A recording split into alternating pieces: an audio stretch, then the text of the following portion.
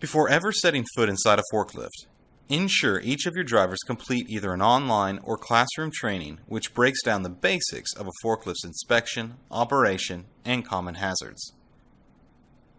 As the new driver begins their initial in-person training, watch closely to see if they apply any of the instruction from the written portion. This will be the first sign to indicate that they are not only paying attention, but are also disciplined enough to take the extra time to work safely. Start your hands-on training by discussing a few common examples of everyday tasks.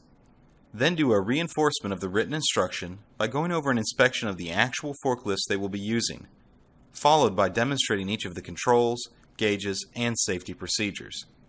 Finally, let them witness a safe and proper operation of the forklift going through the course you constructed.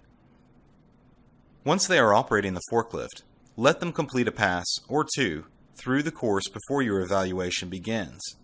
This gives them time to become more comfortable with how the forklift operates, and if it's their first time, provides the opportunity to ask questions.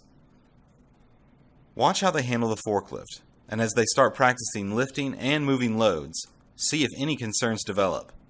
This is also your time to define working safely by addressing any problems. Don't excuse any behavior just to get the training over with.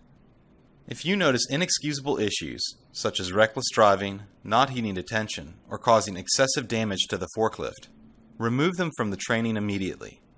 Revisit the training environment whenever you have a new hire or if a worker needs a refresher on how to safely operate their forklift.